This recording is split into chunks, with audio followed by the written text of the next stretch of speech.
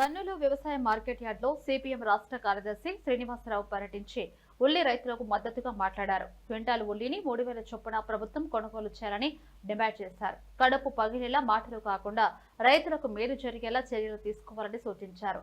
ఎకరానికి 20,000 పరిహారం ఉల్లి నారుకి కూడా సరిపోదని ఎద్దేవా చేశారు. గిట్టుబాటు ధర ఇవ్వడం చేతకాక కేవలం 50,000 ఇచ్చి చేతులు దులుపుకుంటుందని ప్రభుత్వంపై విమర్శలు చేశారు.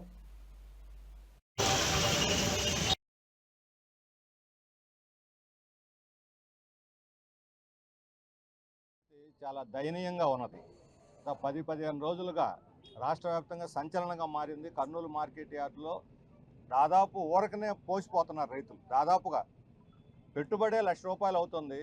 నారు నాటడానికి 20,000 రూపాయలు అవుతుంది. ఊళ్ళో నుంచి ఇక్కడ ట్రాన్స్పోర్ట్ తీసి దగ్గర 20-30 కిలోమీటర్ల దూరంలో ఉన్న వాళ్ళకి కూడా 50-60 రూపాయలు ట్రాన్స్పోర్ట్ ట్రాక్టర్లో తెస్తే అవుతుంది. దూర ప్రాంతాలకైతే 100 రూపాయలు అవుతున్నది. ఇక్కడ తెచ్చి అమ్ముదాం అనుకుంటే అంతా కూడా 250-300 రూపాయల లోపు కొంటున్నారు.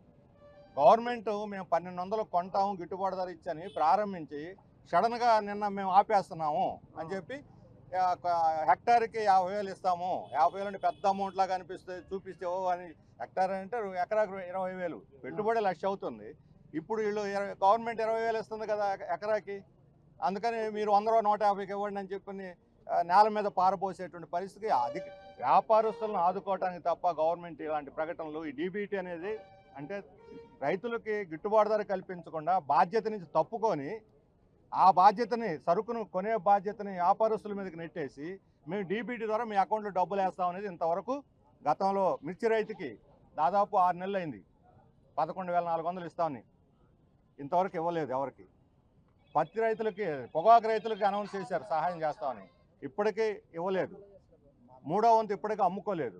ఉల్లి రైతులకు ఇప్పుడు అనౌన్స్ చేశారు. గత 7-8 సంవత్సరాల్లో గత ప్రభుత్వం కానీ అంతకుముందున్న ప్రభుత్వం కానీ అంతకుముందున్న ప్రభుత్వం మరలా ఇప్పుడు వచ్చింది.